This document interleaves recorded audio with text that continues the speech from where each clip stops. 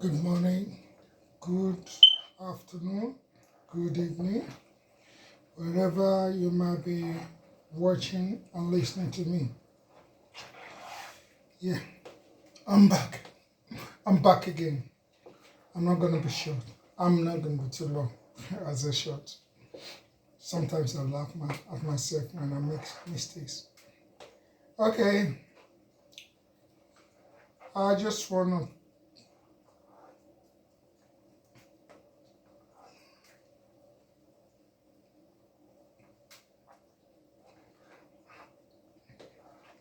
lots of words. Yeah, it happens.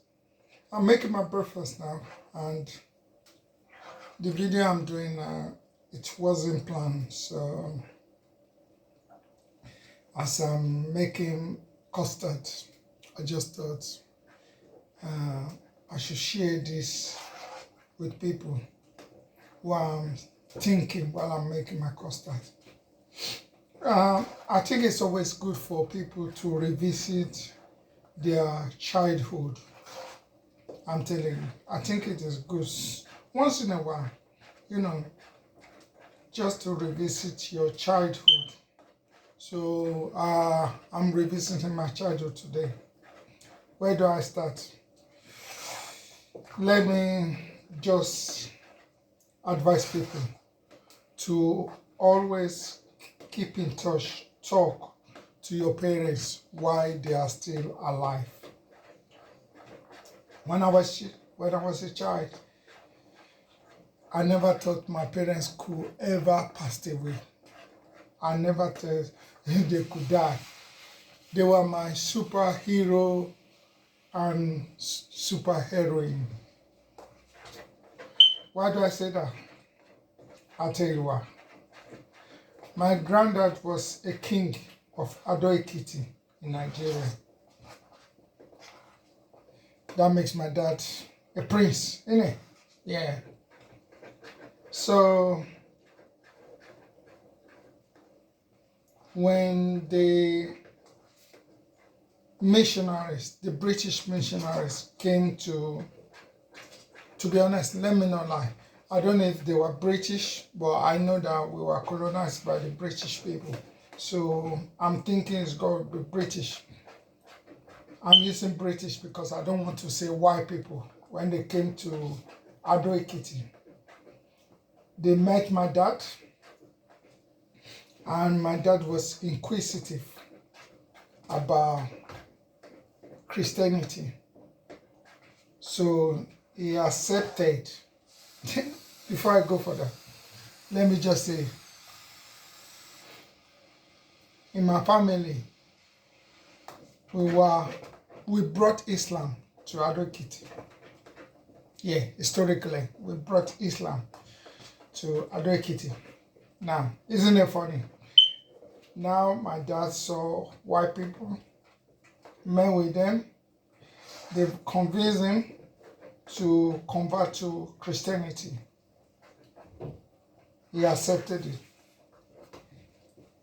They talked to him, they promised him lots of things. Scholarship, they will train him, send him to school, blah, blah, blah. Make him great, basically. He was fascinated by it, and he went for it. So they sent him to missionary school. He graduated and became a great man, a reverend father, to be precise. So as time goes on, because of his new religion, Christianity, he didn't want to have anything to do with Islam. He didn't want to have anything with tradition. If you will agree with me with that, as Oba or king, it comes with traditions. So when my granddad died, he was next to become king, to take over, basically, from my granddad. But because of Christianity, his religion, he didn't want to be a king. So what he did was Now listen to this very carefully. He sent his wife first and his children. His wife and children, yes, his wife and children to Lagos State.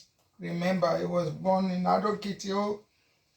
Send them to Lagos State. He did not even know anybody in Lagos State, to be honest. He did not know anybody. He didn't have family in Lagos State, but he just sent them just to get them away from the kingdom because he didn't want to be a king. And this my dad, he was a wealthy man in Adokiti. He had acres of land, but he didn't want to know. You can tell. You can see the traces in me now. Yeah. I don't care about material wealth. I think I got that. I inherited that from my dad. So later, he went to join his family in Lagos State. And again, he had to start all over again. When he was in Lagos State, when we were in Lagos State, I'm talking about my mom and my siblings, we were living in a church. Let me actually use the proper word. We were squatting in a church. We didn't have a land, we didn't have nothing, I don't know. We were just living, just like a church rat. Yeah. We were living in the church. We're starting all over again. Remember that. Then later he came to join us, and to God be the glory. He gathered some money, and remember, in those days, land wasn't that expensive. It would be still expensive to if you are poor, you understand, or if you don't have a vision, you might not be able to buy land. But he gathered some money and he bought land, plot of land. No, let me know. That's grammatically wrong. He just bought land. Just, I would say, one plot, or probably 1.5 plots. So he bought it and he started all over again. Why am I telling you this? You need to revisit your childhood, because as an adult you will remember it. If you see the way you behave, then you can trace it back to your heritage or what you've inherited. I beg you, brothers, sisters watching me today, if you still have family, if you still have mom and dad, please try and talk to them. Try and talk to them, because when you know a lot about them, they will impact your brain on how to actually talk to your own children. I'm telling you, how to influence your children to move the right way.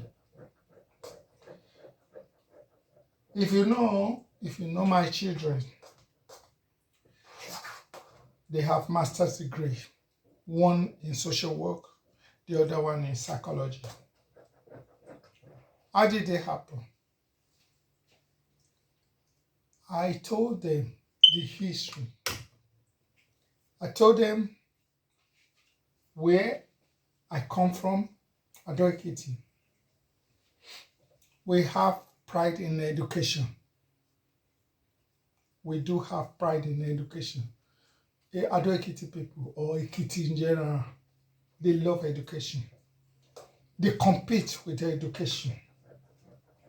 I told them, even though they were born here in England, I still told them, and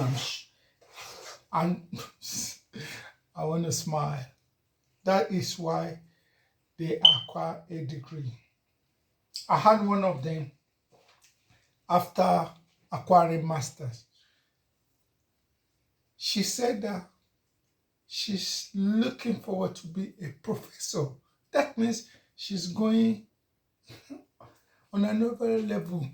I said to her, I beg that, that's too much. I beg. You are doing well. Marry now. So let me not move away from the point I'm doing this video. The point I'm doing, the reason why I'm doing this video is when your parents are alive, talk to them because they will impact some knowledge in your brain. Talk to them because when they're alive, you don't know when they're going to die. They are definitely going to die. I know people don't want to hear that, but they are definitely going to die. They are definitely going to die. But while they're alive, okay, let me use to do it. I'm coming. Just running the back. I want to be multitasking. I'm only making custard for breakfast. And I'm thinking, this is great. I'm a great man. Yeah, as I was saying, while your parents are alive, try and gain some knowledge from them. They will impact you. I know parents can be difficult sometimes, you know. I remember one time I even thought that, oh, I feel like slapping my mom because she don't want me to go out. She always want me to go to church every day, every evening. As a young man, secondary school holders in those days, you know, the next thing is you want to move about, you want to date, you want to enjoy yourself, you want to party. But this I cannot do, or I could not do, rather, because I'm a son of a church owner. Maybe that's not the right word. Should I say son of a GO? Mommy GO, yeah. My mom established a cherubim and seraphim church. It's another denomination in Christianity. You know, we have so many. Having said that, my dad was a Baptist reverend. But when my dad died, my mom opened a church. Should I say she shouldn't have? I don't have the right. But at the end of the day, what I'm saying is I miss both of them because there are lots of things I want to find out from them that I can't. Number one, today I don't have the picture of my dad. I'm trying to get one. I've been tracing it. I've been researching for it. It's proving difficult because remember in those days, they take picture, but it's very rare. It's very rare. And also, my mom and dad, the type of, oh, don't take picture because people use the picture to do voodoo. So it's very hard. But again, speak to your dad, speak to your mom while they're alive. Because when they're gone, you will never be able to speak to them again. You will never to be able to get information that you should have got now while they're alive. Get it as much as you can so that you use that to remember them. Thank you. Have a good day. Bye.